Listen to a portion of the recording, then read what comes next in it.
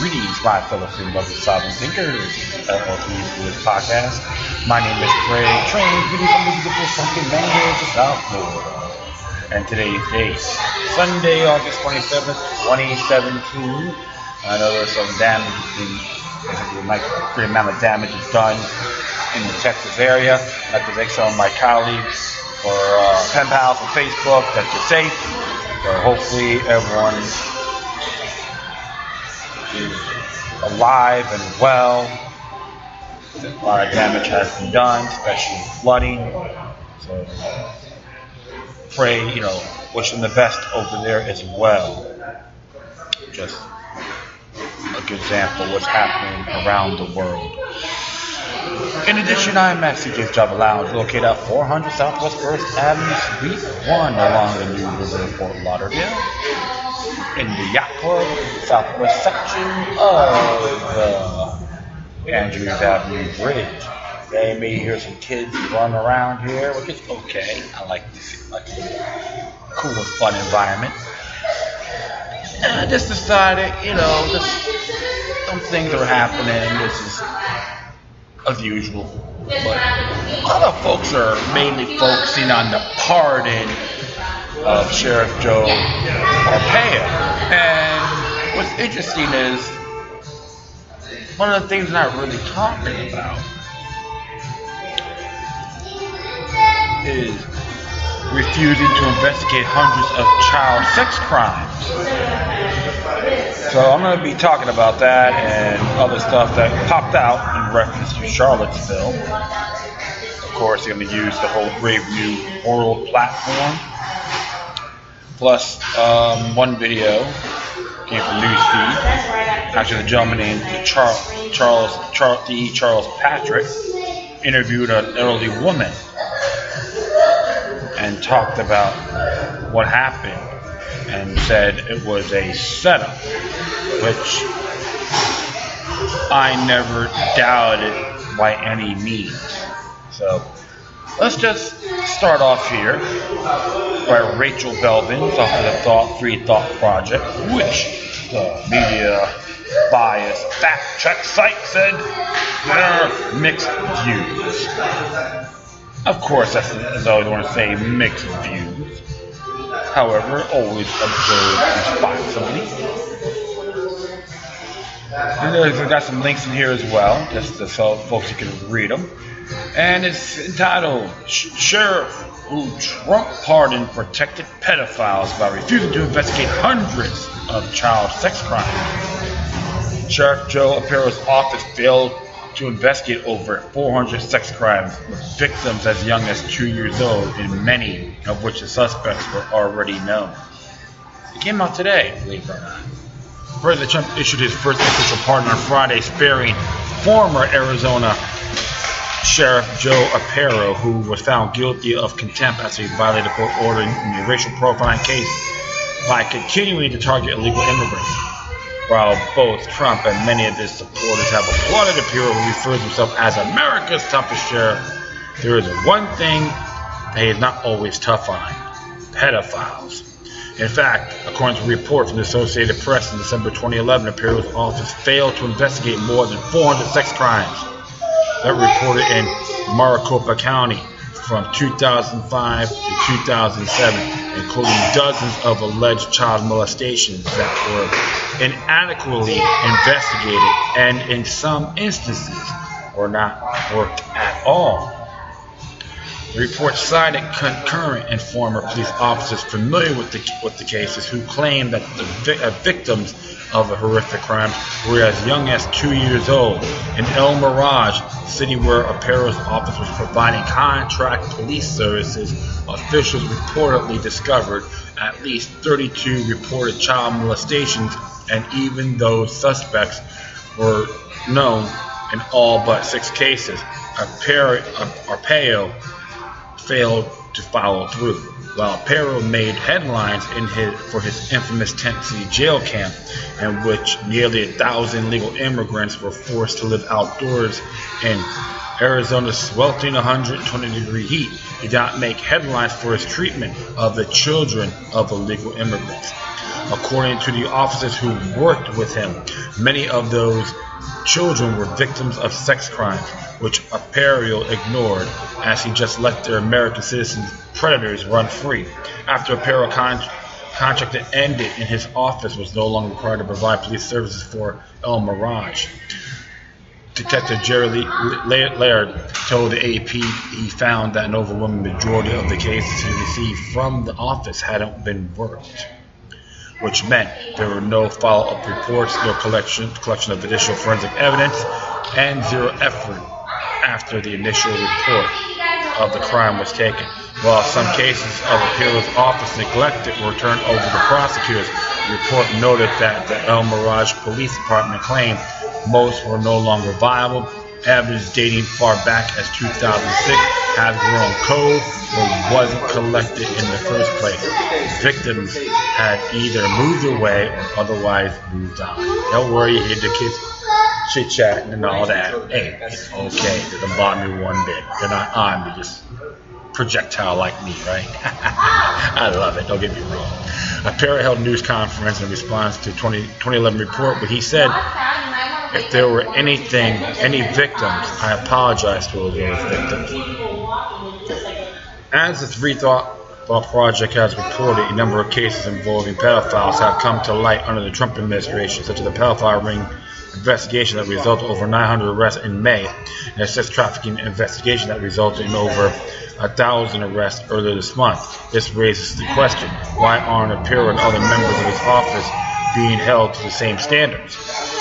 Judge Aparial's harsh treatment toward legal immigrants has stirred up controversy, but his outright neglect of children who are victims of sex crimes seems to have slipped under the radar. Children have no control over which country they are born in, and they are the most vulnerable to predators.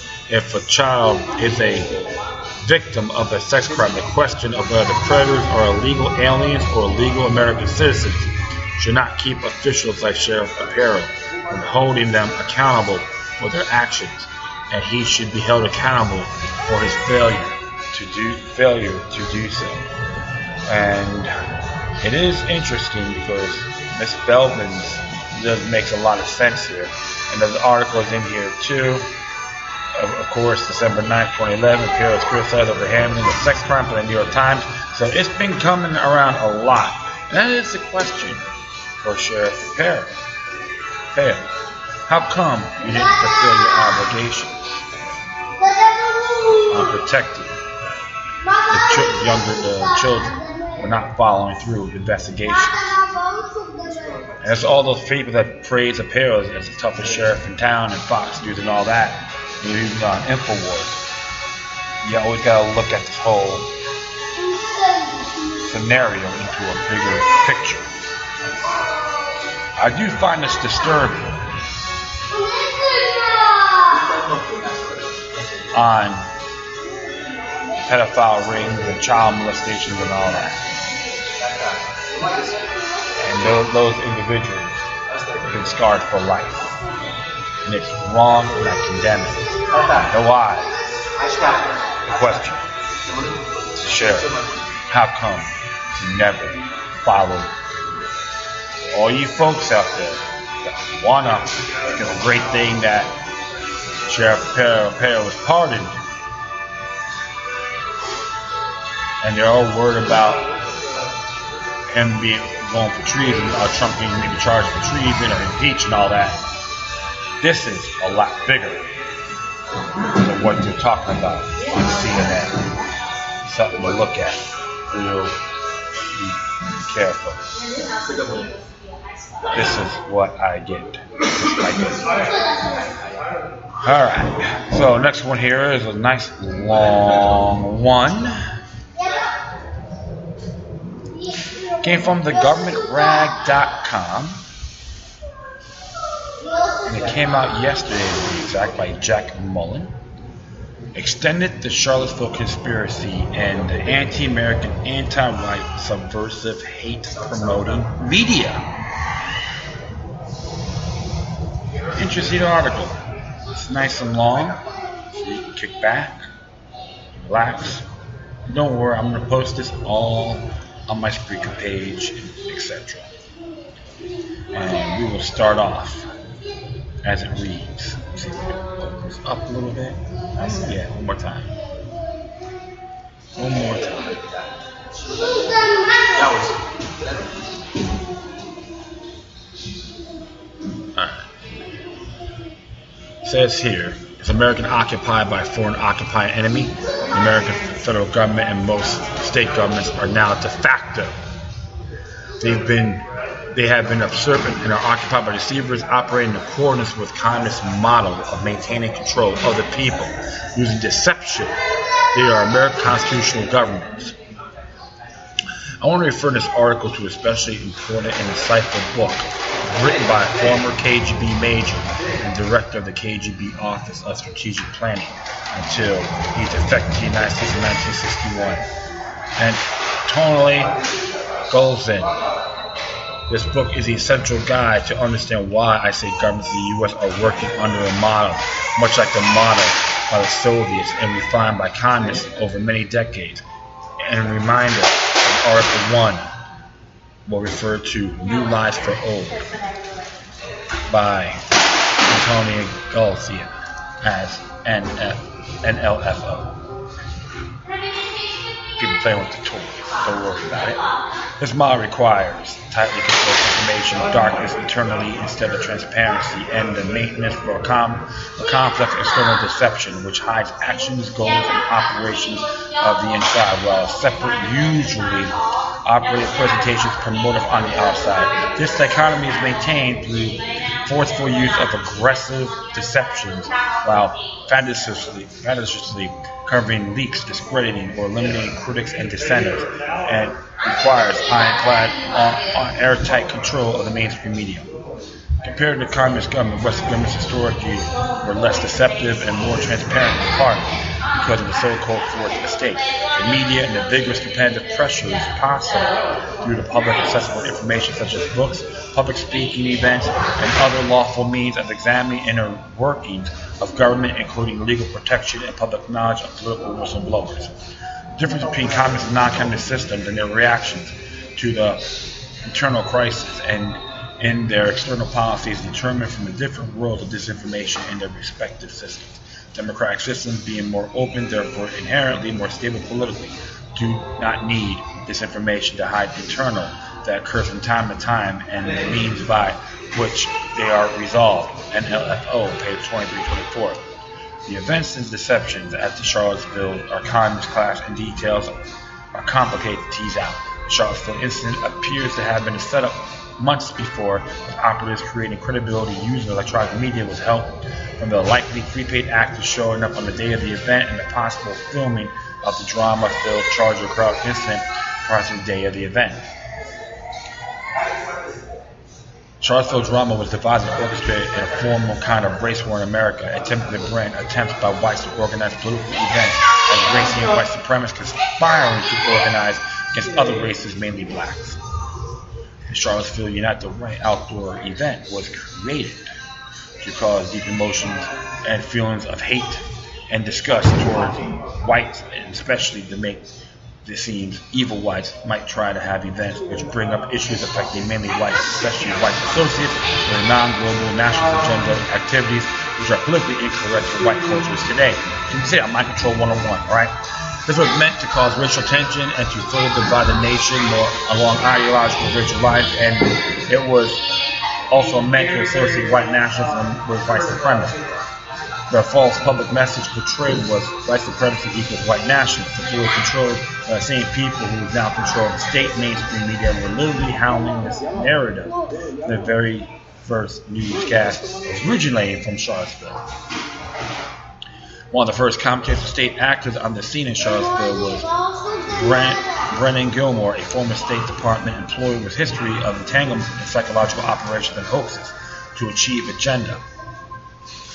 Gilmore was assigned to the Central African Republic as part of the U.S. Embassy staff, while in CAR, Gilmore was involved with a PSYOP that became known as the Coney 2012 campaign. This deception involved trying to create the need to involve U.S. troops in a deteriorated political situation. for the U.S. government and CAR, which threatens the U.S. embassy and the political regime of the current puppet U.S. dictator. They weren't finding Coney. He, Gilmore, was there in support of the brutal military dictatorship General Francis Fracosis Boise, who took over in coup from the elected president of the country, Angus Felix Paste. Our puppet dictator Bazet was trying to hold onto power in the face of a 2012 uprising. Celica CPSK-CPJP-USDR, not Coney. Yes. But of course, kids are having fun, don't worry. There would have been harder to sell to the fans of President Peace Prize. So Coney, the boogeyman, in the end, special operations and all the propaganda we could muster did little to stem the tide of change in CAR. And the start of 2013, some saw folks like Brandon Gilmore and Boise flee the country, referenced above. No. After fleeing Africa, Gilmore eventually landed in Virginia as manager of the campaign of Tommy Perello, Democrat for Virginia governor earlier this year. Perello himself has an interesting history of support of pro-socialist programs like Obamacare, TARP, the American Clean Energy and Security Act, and was appointed by John Kerry to a strategic planning committee to tie CIA Operation USAID. Birds of a feather flock together. We all know too that John Kerry is a member of the Council of Foreign Relations. So one bend over Bob to New World Order leads to the stray. One bend over Bob leads to another. You know, that's how it goes. Perel also has been involved with subversive government activities in Kosovo, Darfur, and Afghanistan. All sides of American destabilization attempted political regime change. Most interestingly, while Gilmore was working as manager of the Perello campaign, the campaign received $250,000 from leftist superstar George Soros, Jorge at his finest. So the first man on the scene with the first video seemed to be the main propaganda media. Bernard Gilmore, no stranger to black ops. Gilmore is to first describe the scene in Charlottesville and to begin processing, associating the Unite the Right groups with hate groups like the KKK and the Hollywood version of the National Socialist Nazis and with white supremacists. Gilmore's video on the event tweeted out at 1:13 p.m. on August 12th. Gilmore just happened to be exactly where he needed to film the Charger just before during the time it smashes into a back of a line of cars on the street. Clearly, this is a very, very big red flag indicating the event in Charlottesville were already known in advance. Soon, Gilmore was on all major propaganda media called the alt-right Nazi terrorist organization. Gilmore was careful with his descriptions, claiming the groups of anti-racists were peacefully exercising their constitutional right to protest. His implication, of course, is alt-right groups, white nationalists, are racist. It is an act of willful deception and disinformation. He is seen expertly playing his Coney-like skills. The internal role of this information is on one hand to conceal the undemocratic, anti-national, unlawful, and even criminal methods of resolving internal crisis, and on the other to minimize or neutralize internal anti-regime activities while at the same time preventing or neutralizing any attempt from outside to foment and exploit those activities. This aim at promoting and establishing communist regimes in non-communist countries throughout the world by giving support to the extreme left-wing opposition, by gaining temporary political allies, by exploiting and deepening whatever internal crisis may occur, and even by creating artificial crisis, NLFO. You may be thinking the U.S. is not a communist nation, or communism is not, or could not have such control or political power in the U.S. However, as Norman Dodge, staff director of the Congressional Special Committee to investigate tax-exempt foundations, sometimes referred to as the Reese's Committee in 1953, was told by them, chairman of the Ford Foundation, Alan Geiger.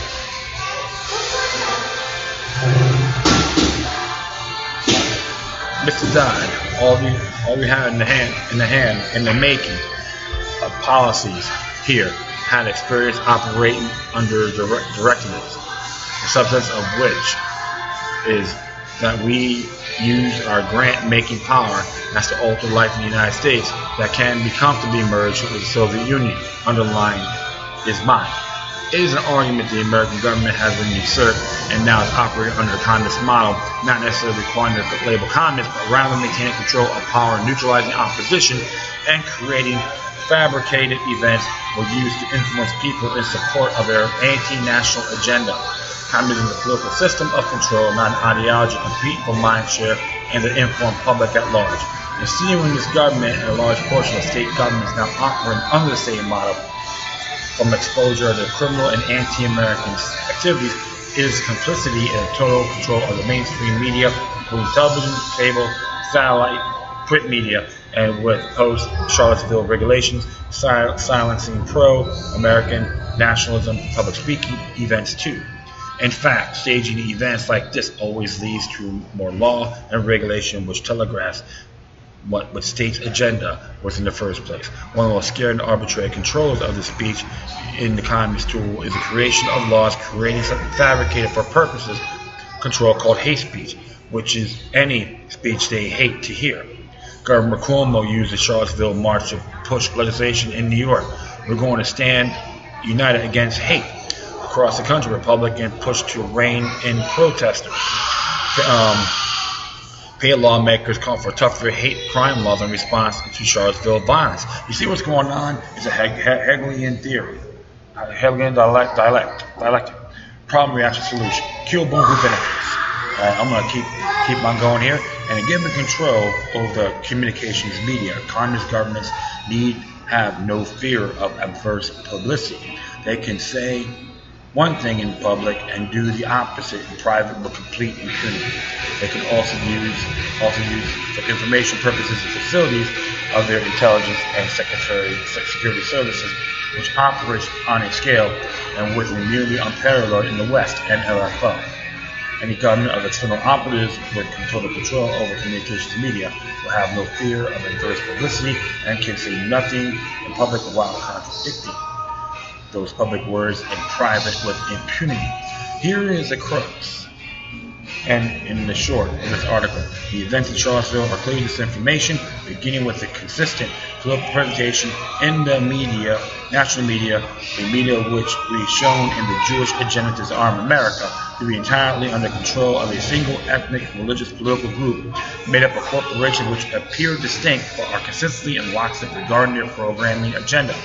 This monolithic media provides a verifying, sanctifying, and mutually reinforcing narrative which defends criminal activities at the level of the state and federal government.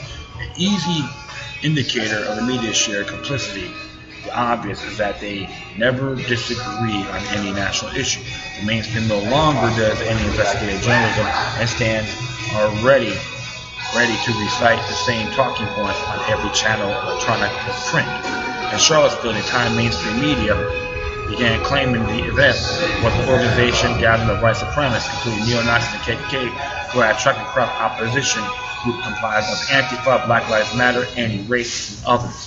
Same people, state operative Brendan Gilmore said with peaceful protesters exercising their constitutional rights, and this consistent across-the-board presentation. The rights have been issued a permit for a conference meetup on the domain Unite the Right were labeled as extremist members of various hate groups, which they were then simply called white supremacists. They also orchestrated cries in the call of this act of domestic terrorism, an important distinction since a whole new battery of Patriot Act to separately name unconstitutional laws into play when some incidents called terrorism. Echoing voices of race envy the mainstream claimed because this was a white man. He had enjoyed white privilege and not labeled terrorism there itself another derivative false flag. And of course, there's an article, right there, article from the Daily Mail talking about the same thing about it's not terrorism because they're white, y'all. Americans react with horror at driver plows into any fascist and say the attack should be treated as a radical, same as radical Islamic terrorism. And it tells you everything about it, about the person and so forth. So I'll continue on here. This unified presentation was a lie and is clearly part of the political reality being created in a time to suit the needs of an agenda which hope to create division and incite racial violence. Rename as the alt-right as white supremacists, and introduce new laws and regulations regarding hate speech and the control of the prospects. The mainstream media, all of them, are guilty of inciting hate, antagonizing, and making a worse situation they fail to portray accurately, and for continuing with the lies for days after the event. Worse yet, there was no actual investigation to what appears to be a staged event at Charlottesville. There are numerous issues with official narrative and glaring holes in details. Questions about the person who actually driving the Dodge Charger, our parents, a photo of where it appears James E. Field is being handcuffed and replacing the actual driver in a private neighborhood away from downtown. There are questions about why peaceful anti-racist protesters were all in one little area as a convenience to the car scene, and why some of the crowd cheering as the unimpeded charges sped away. But there are also no actual impartial investigation. Why did Charlottesville police stand down? Why did the state revoke the Unite the Right's permit again, just in time for police to push Unite Right members into the waiting crowd of Antifa, while not providing any protection as people anti-racists began pummeling the Macy Unite the Right participants? It was interesting because I was watching that on CNN on that horrific day, and I noticed it was like a lumberjack match. You know, just like pushing them in, you know, pushing them back in. It's like a lumberjack match. If you see, like, you know what I'm saying? It's really strange when I see these things. So how can we explain what appears true version of the Dodge Charger in photos and videos shown in the event? First, the Charger seen down has no stripe across its hood, and the second car shown away from the town and the neighborhood mentioned has a thick black black hood stripe was in the event earlier, and then during the live event another vehicle was used. Clearly you're not going to smash up one during rehearsal and rebuild it for the showtime. Just like Sandy Hook, the bombing problem, the Boston bombing, the ounce they faced during 9/11, and numerous other events which have been hoaxes in the sense they were not what we were told they were. This event will have to be investigated only by alternative media, amateur detectives, and citizen journalists. The results will never see any broad audience because the mainstream media is not about truth or even information. They are controlled propaganda. Units of communist-like system of a government are now prevalent in the U.S. You can even check out that book, Edward Benet's Propaganda, very down to the T. Unite the Right was supported by fans and members promoting the alternative media as white nationalist organizations interested in issues facing white people, including discussion of takedown of historical and cultural European culture. Significant movements including the U.S. Civil War memorials around the nation, especially removal of American icons. Robert E. Lee's memorial in Charlottesville is part of an agenda with support by a communist-like government to remove culture for European Americans. It is an agenda to wipe out American culture and make sure that the New World culture is now forming like cancer over white civilizations around the world. Lying mainstream media, all in lockstep, but they are controlled by the same politically and ethnic tribe, are complicit in attempting to foster racial division and hate. They are also complicit in associating people's interest in protecting American culture and history by protesting and protecting removal of national memorials with white supremacists, the KKK, and the Nazis. This is subversive, hateful, and treated under the Constitution of the United States. Truth, however, the white nationalists are not white supremacists, and the mainstream knows it. White nationalists are not different from, say, black nationalists or Hispanic nationalists or German nationalists or Chinese nationalists. And the mainstream is not interested in mentioning these groups as invited guests to speak and musical entertainment, and these people were not white supremacists or Nazis or KKK members.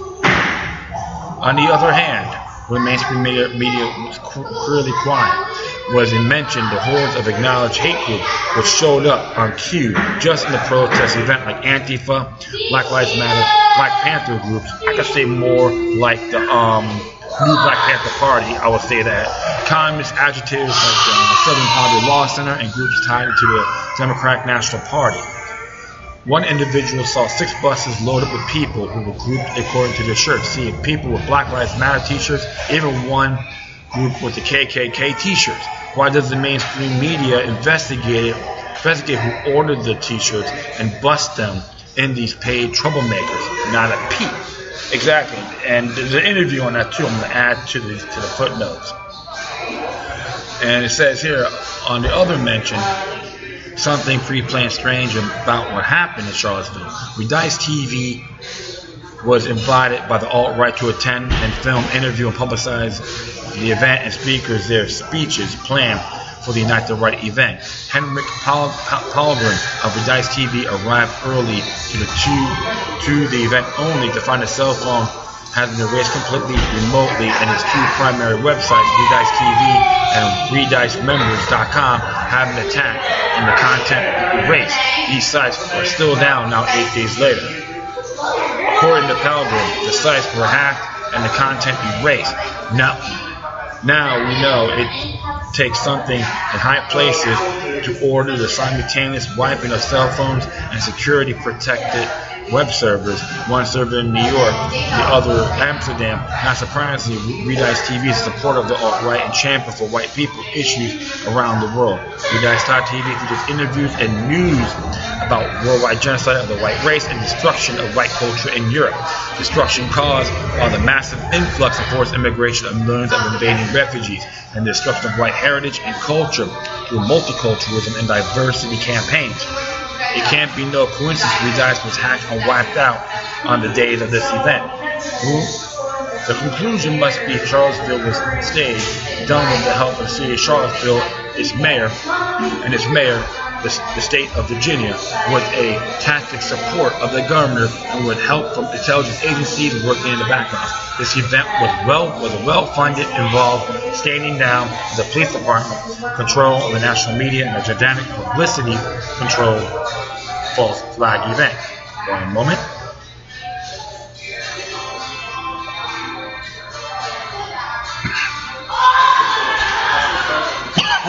Oops. Excuse me here. Alright, cool. So, I will continue on here. I believe the depth of deception in the U.S. has most people taking sides and failing to see the bigger, scary picture. The U.S. government, states, and feds are under control from outside any American organization. This organization has infiltrated over many decades, are now either in direct control or through operatives, blackmail, and threat of death. Control the most of the players at high levels and large numbers of state governments at all high levels of national government. This includes Donald Trump. I quote from the Election Deception article published August a year ago. You guys have a wonderful rest of your weekend. It would be a magical thing and to believe something as well planned, carefully disguised, and concealed, which has been operational since the mid-1930s. Involves hundreds of trillions of dollars of nominal created and stolen financial assets could be impeded or even changed by the effect of a national election. Trump history is tainted with associations with very same people running Hillary's campaign. Trump has associations with anti-American, Jewish organizations, and has made commitments to Israel, which subjugated America as a Zionist tool for world conquest. Ask yourself why America is busy bombing the Middle East and Africa. Trump's family, including the illegal and financially fraudulent business associations and practices of his fathers, are inconsistent with the vision of a self-made man ready to wrestle America back from globalists, communists, and leftists, obviously in a political show positions of power. I would recommend anyone interested in Trump's appointments and associations with any American Zionist watch Trump is the Swamp. I'm gonna see this later on. Very interesting. So there's a link for that. So definitely check it out, my friends. Okay. I want to continue on here.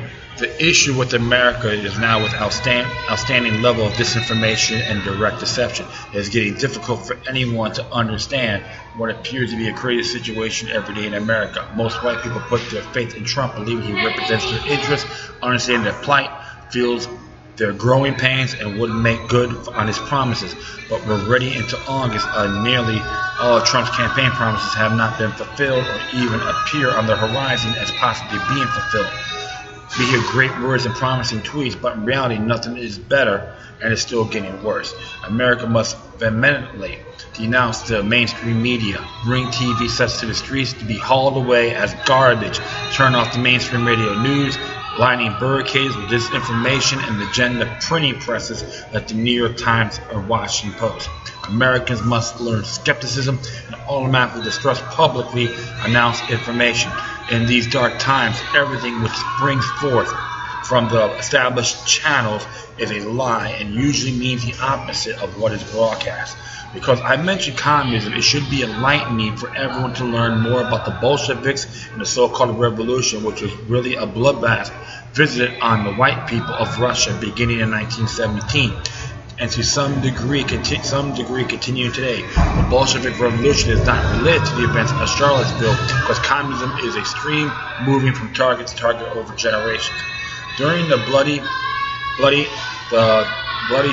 bloodthirsty first 40 years of the workers' paradise, deceptive description, nearly 60 million were murdered in a horrible way one another. In the early days before the revolution, the same tactics of agitation and weaponized language were used in Russia and Eastern Europe to gain access to the minds of white Russians who succumbed to the violent communist takeover in 1917.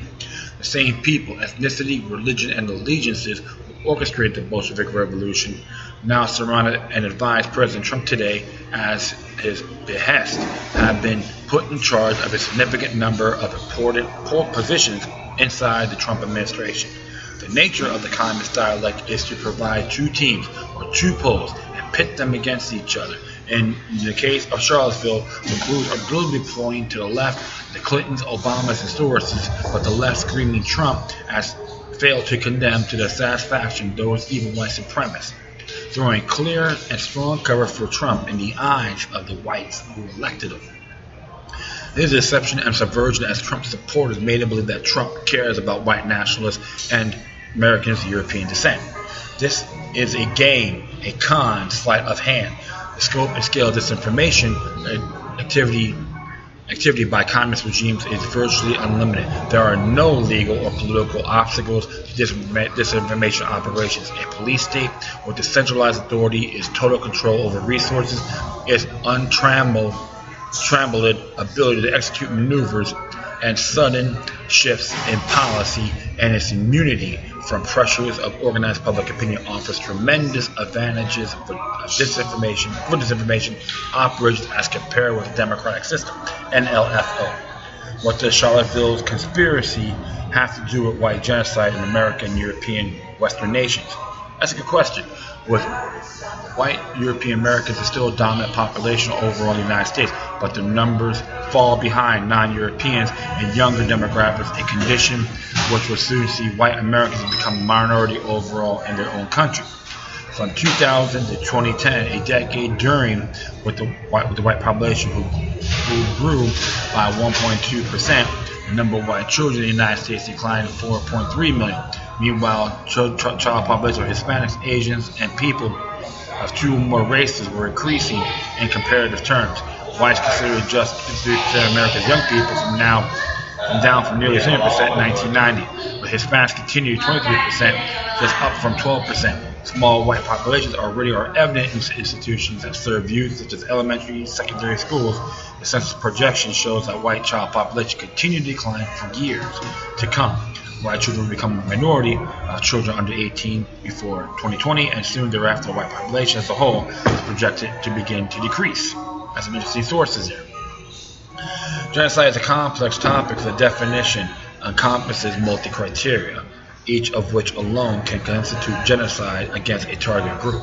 Just using the UN 1948 definition of genocide, we find killing members of a group, B, causing serious bodily harm or mental harm to members of the group, deliberately inflicting on the group's conditions of life calculated to bring about this physical destruction in whole or in part, D, imposing measures intended to prevent births within the group, E, forcibly transferring children of the group to another group. Charlottesville Unite the Right events was organized by members of the white groups trying to raise awareness about growing dangers of facing white people as they transition from being a dominant race and culture to face a political agenda which works to reduce white populations, eliminate and destroy white European culture, erase white history, and reduce the power and influence whites have known in their own nation. So what he's trying to say right now, if you look at the bigger picture, is a more form of eugenics and censorship. And this happens just around the world. What's going on with the white Europeans is just an example. And this is why I say I call it the road to eugenics. So you gotta look at that area as well. And I will continue on here. As an example of genocidal terrorism, note members of the United Right and those who came to hear speakers and participate in a discussion with other like-minded whites were deliberately equated with hate groups.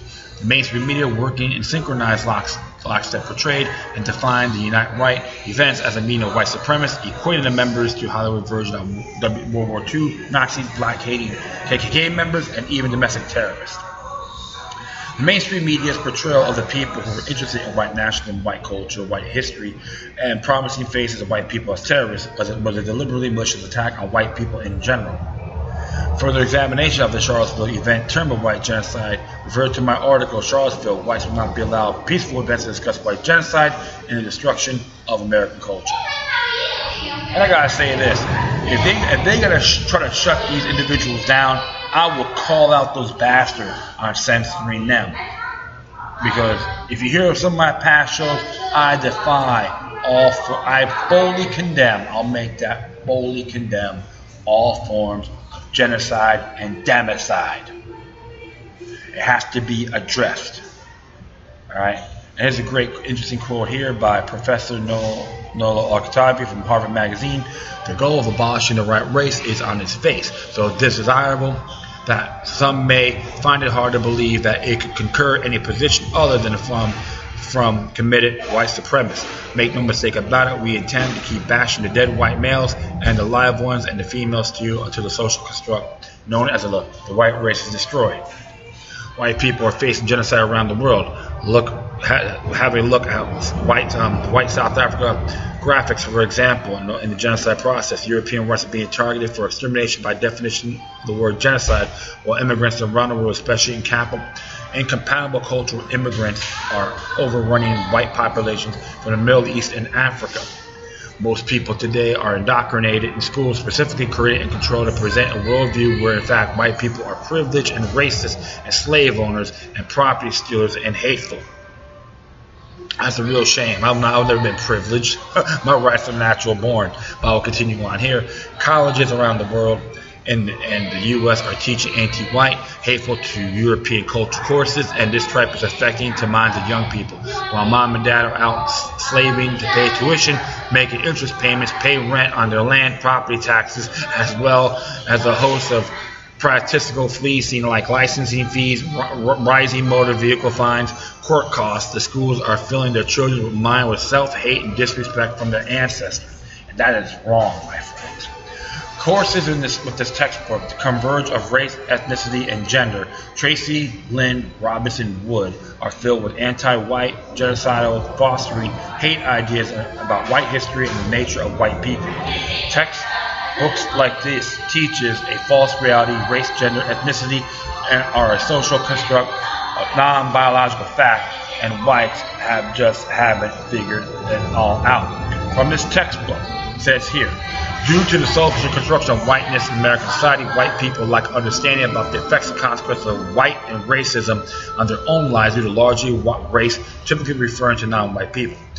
One way to facilitate a discussion of racism is through examination of unearned skin color privilege. That privilege is an invisible knapsack of assets that a entitled group can refer to on a regular basis to negotiate their lives more effectively. The consequence of racism and white skin color privilege may be invisible to white people. Two conditions might intensify obviousness to unearned privilege. First, there is a lack of awareness about circumstances that entitle groups to privileges. Second, people have a difficult grasping the others who do not share immutable group membership and also do not share privilege. This is all just a total mind control aspect 101. It's like the same thing they did in the colonial time. They all think the black person's an animal. He's not human. He is only 3/5.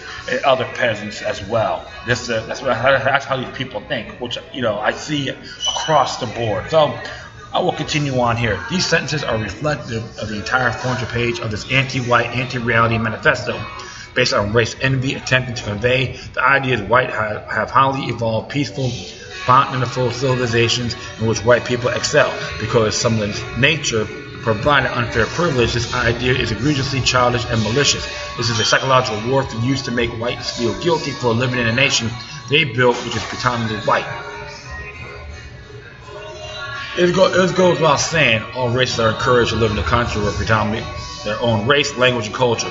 It will be in these countries where the individuals would benefit from privileges from being part of the dominant culture, and the group membership, if you like, which dominant race would necessarily be entitled. White civilizations are under attack worldwide, and white culture is being eliminated through the use of weaponized words like racism and silence with contempt, concepts like political correctness, and labels like anti-Semite. While historical and iconic white monuments, symbols, and reminders of heritage is being taken down in all the predominant white nations. Schools and universities are teaching fictitious political reality supported by priests of scientism where race and gender are social constructs and not observable natural distincts of human genetics. Races are being described as equal and fungible, as portrayed as a real monopoly control media and movie industries. Movies create fabricated simulated reality, while mainstream news media and schools of scientism support the narratives through judicious control of propaganda. Whites who have been responsible for almost every major innovation, advancement in science, technology, medicine, government, entertainment over the past 200 years are being made to believe these outcomes are not related to race, but rather to privilege. An envy-based idea presents a fiction claiming any and all races could create a Western-type civilization if only they were not being held or oppressed by white people. White genocide comes from a form of population placed in Europe. Refugees from white, non-white nations are invading Sweden, Germany, Netherlands, Britain, and many other nations. Most of the invaders are from the Middle East, Africa, and represent incompatible cultures, which do not assimilate into white cultures, but rather to work to assimilate and change the host culture into their own. Crime rates, and violence are soaring in areas where foreign invaders are forcibly settled, sometimes moving white indigenous people from their homes to provide them to settle them. People in Australia and New Zealand are also being replaced, this time with Asians, such as even Australia now has cities where English is not spoken. I know I've been checking that out about Australia has been a big issue there as well. The census shows Australia is one of the most multicultural countries in the world, with 26% of the people born abroad compared to 14% in the US, 22% in Canada, 23% in New Zealand. Of the 1.3 migrants who have moved to Australia since 2011, China, 191,000, India, 163,000 were the most common countries for birth for new arrivals. Across American Civil War monuments are coming down into history. South is taught the history through the lens of slavery without appreciating the Southern values, Southern history, and an understanding of problems of multiculturalism faced in the South of the 17th and 18th century. Monuments are being taken down all over the United States. I'll just write to put down the cities: West Palm Beach, Florida; Austin, Texas; LA City, Maryland; Worthington, Ohio; Durham, North Carolina; the Bronx, New York; Daytona Beach, Florida; Helena, Montana; St. Petersburg, Florida; Durham, North Carolina; Gainesville, Florida; Rockville, Maryland; Orlando, Florida; St. Louis, Missouri; New Orleans, Louisiana. There's 4 dates on there: Frederick, Maryland; Louisville, Kentucky; Boone County, Missouri; Austin, Texas. Final words and warning: Charlottesville was planned milestone in the war against European history, culture, and the white race. Was its early skirmish a preempt attack by those hoping to frame the perception of this war in the minds of victims and those being mobilized against the white race. It also provided intelligence to measure reaction and determine what, if any, resistance would become forthcoming after these white nationalists were attacked with impunity and dehumanized through labeling. The details of violence done to the speakers: baked Alaska had permanent eye damage for acid being thrown in his face, while others were struck by bricks and lengths of pipe are only available on personal videos taken by those in attendance. because mainstream media refuses to even mention the armies of paid provocateurs, members of real hate groups, chaos agitators, and communist thugs, which showed up on demand and do violence against the members of the United Right and their audience, while the police were ordered to stand down. What is clearly evident are early indicators of genocide being perpetrated against white people, removal and erasure of white history, cultural landmarks, and heritage from their homelands, dehumanizing whites with fabricating characterizations of whites as groups of history of harming others and labeling them as supremacists, Nazis, and racists, population replacement through massive importation of non-whites, and through the promotion of racial destruction via multiculturalism and diversity campaigns, encouraging miscegenation and the bleeding way of the white race pushed ferociously by malicious mainstream media. Isolated physical attacks on whites who try to organize against genocide. The next step, unless something changes now, will be the immediate downplay deadly attacks on whites in larger cities where white population is smaller than other racial groups. Lessons from South Africa: white people will be served as well to investigate and understand what happened to South African whites, the Boers, that surrendered their hard-won, magnificent civilization to hordes of communist looters, led by mass murderer Nelson Mandela and the African National Congress.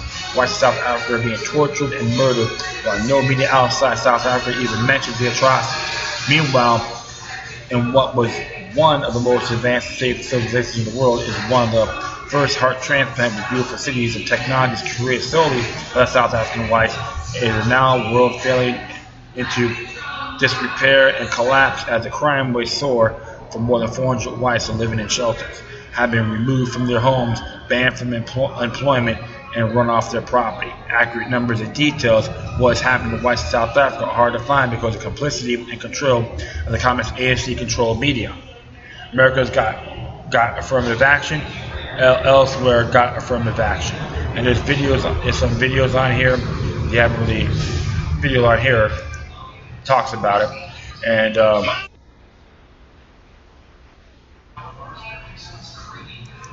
the whole thing is just kill the Boers. You see Kill the Boers at ANC cemetery. So you can see it on YouTube as well. There's a lot of references here also. And I will be very sincere because I have that part too, the South Africa white genocide, Boer genocide. I knew about that for like 16 years, and it has a lot of great merit. And like I said, it's just an example of planned eugenics, Club of Rome, New World Order 101. They want to try to get one group at each other, eliminate a certain group. Then what they can do is create eugenics, the road to eugenics. The goal is to have 500 million people living on this planet. You have to look at the domino effect.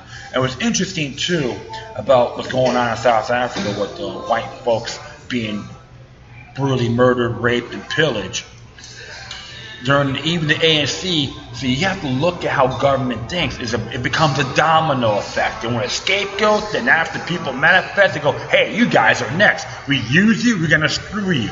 Very fantastic example what Charles Van Wyck did, okay? Did a story about when Nelson Mandela and the ANC wanted to seize all the farms to every South African in the country, and it was going to be a race war. It was going to be a full-blown civil war with the freedom fighters and the ANC, and even the South African blacks were ready to go, come on, Kaffir boy, we're ready. They stood down really damn quick. You can look that up too. But the one thing you have to see, this is part of the mind control propaganda. You have us be divided so they can rule over us. And this is I always tell folks, you gotta examine the bigger picture. And a person like myself, believe it or not, I have a bunch of mutts in my clan, and it doesn't bother me one bit.